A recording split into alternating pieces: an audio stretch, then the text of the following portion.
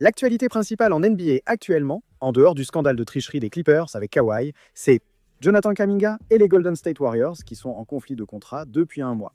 Ce conflit bloque tout ce que les Warriors veulent devenir pour la saison prochaine. On est à la mi-septembre. Ils n'ont pas encore signé Kuminga et n'ont que 9 joueurs pour l'an prochain pour diverses raisons. La situation de Kuminga bloque toute leur équipe. Nous recevons enfin des nouvelles sur ce qui s'est passé ces derniers mois et sur ce à quoi nous pouvons nous attendre à l'avenir. Maintenant, si vous ne le savez pas, Jonathan Kuminga est un agent libre restreint, ce qui signifie en NBA que s'il le souhaite, il peut aller signer un nouveau contrat avec une autre équipe. Mais les Warriors ont la possibilité d'égaler n'importe quel contrat qu'ils signent. Comme nous sommes mi-septembre, il n'y a plus de fonds en NBA pour qu'une autre équipe lui propose un contrat. L'intersaison était déjà marquée par des dépenses limitées pour les agents libres, ce qui explique l'impasse contractuelle de plusieurs mois entre Kuminga et les Warriors. Donc, essentiellement, c'est une situation où Kuminga est en quelque sorte obligé de retourner chez les Warriors pour être payé. Et les Warriors sont en quelque sorte obligés de garder Kuminga, parce qu'ils ne veulent pas le perdre pour rien. Aucun ne veut vraiment être là ni ensemble, mais ils y sont contraints. Situation très étrange. Et chaque fois qu'une négociation dure aussi longtemps, il est clair qu'il y a du levier des deux côtés. Les Warriors ont l'avantage d'eux. Personne d'autre ne peut te payer autant que nous, autant que ce que nous t'avons déjà proposé. Quand une négociation dure aussi longtemps, il est évident que les deux parties ont du levier. Les Warriors ont le levier de l'agence libre restreinte, où il ne peut vraiment pas partir à moins que les Warriors ne le laissent partir. Ils sont la seule équipe restante capable de lui offrir une grosse somme. Ils ont déjà proposé des offres de plus de 20 millions par an. Kuminga ne veut vraiment pas s'en passer maintenant, car ses autres options ne sont pas attrayantes. Alors que Kuminga, comme je l'ai dit plus tôt, retient toute l'intersaison. Son atout actuel est d'espérer que les Warriors paniquent à l'approche du camp d'entraînement et se disent « il faut le signer rapidement pour pouvoir engager les autres joueurs avant le début du camp ».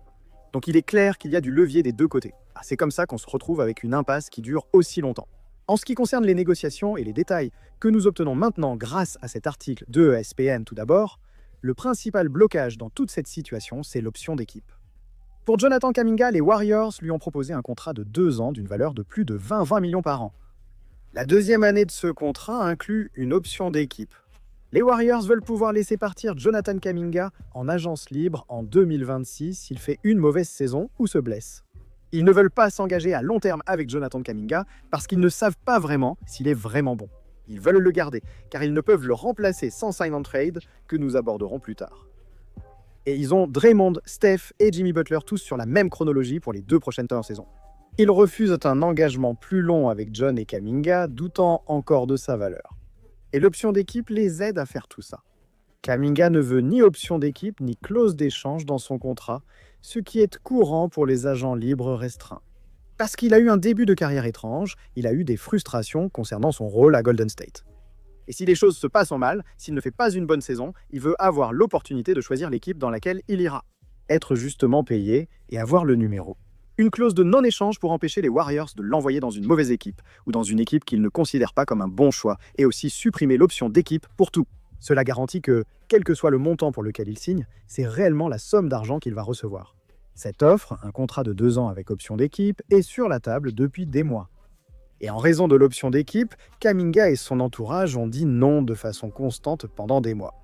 Et comme il est devenu évident que Kuminga n'était pas intéressé par cette offre, les Warriors ont alors commencé à explorer des possibilités de sign and trade, ce qui semble être le scénario le plus réaliste, ou du moins semblait être le plus réaliste dans cette situation. Parce que cela donnait aux Warriors la possibilité de conserver Kuminga comme un atout, en raison du fonctionnement du plafond salarial en NBA. Le laisser partir gratuitement serait une erreur de gestion, car Kuminga a de la valeur dans un échange. Ils n'ont pas de marge sous le plafond salarial pour un remplaçant. Il est donc logique de l'échanger pour obtenir quelque chose, même s'ils ne le veulent pas vraiment, d'où leur insistance pour le faire revenir sous un certain contrat. Si ce n'était pas le cas, ils pourraient simplement le signer puis l'échanger. Les 2 équipes évoquées lors des échanges avec signature étaient les Sacramento Kings et les Phoenix Suns. Les Suns offraient Royce O'Neal et un second tour, tandis que les Kings proposaient Malik Monk et un futur premier tour. À mon avis, si j'étais les Warriors, j'accepterais Malik Monk et un premier tour contre Jonathan Kuminga. Je ne comprends pas pourquoi je fais encore cette vidéo, ni pourquoi cela continue. Cette situation dure jusqu'à mi-septembre. J'aimerais avoir un choix de premier tour des Kings pour l'avenir, et Malik Monk me convient. C'est comme un très bon scoreur en sortie de banc, quelqu'un d'autre qui peut créer avec le ballon. Je comprends que ce sont des profils différents et qu'ensuite tu te retrouves avec trop d'extérieur et aucun remplaçant au front court pour Kuminga. Mais si les options sont d'attendre jusqu'à mi-septembre, sans effectif finalisé, ni Kuminga sous contrat, ou alors, il y a 2 mois, l'échanger contre Malik Monk et un premier tour, je choisis clairement Sacramento. Il est donc clair que depuis la mi-août, les Warriors ont pris leur décision, comme mentionné dans cet article. Pas de sign and trade. Les offres des Suns et des Kings ne nous conviennent pas. Ce sont les seuls clubs vraiment intéressés par Kuminga. Une incertitude subsiste aussi sur la volonté de Kuminga de rejoindre ses équipes, même si un rôle de titulaire majeur lui a été presque garanti dans chacune de ses équipes. Donc à ce stade, on vient d'éliminer la possibilité d'un sign and trade, ce qui veut dire qu'après des mois et des mois de négociations, Kuminga et les Warriors doivent trouver un moyen de se mettre d'accord sur un contrat. Et il y a plusieurs façons différentes de le faire. En ce moment, Kuminga veut une option joueur et les Warriors veulent une option équipe. Il semble que les deux vont devoir faire un compromis quelque part au milieu et dire d'accord, il n'y a pas d'option. Il faut simplement avoir, par exemple, un contrat de 2 ans ou de 3 ans. L'argent doit baisser du côté de Kuminga ou l'argent doit augmenter du côté des Warriors. L'option ne peut donc pas être incluse. Kuminga doit être rémunéré équitablement et les Warriors doivent avancer dans leur intersaison. Ils doivent trouver un moyen d'aligner un effectif compétitif ou semi-compétitif pour la saison, alors que le camp d'entraînement approche à grands pas.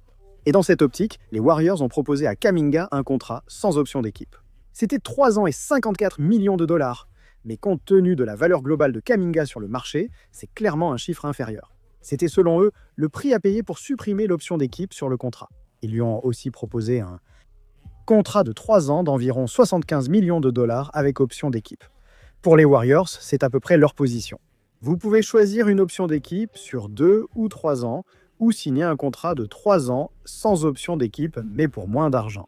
Mais d'autres solutions créatives ont aussi été évoquées ici.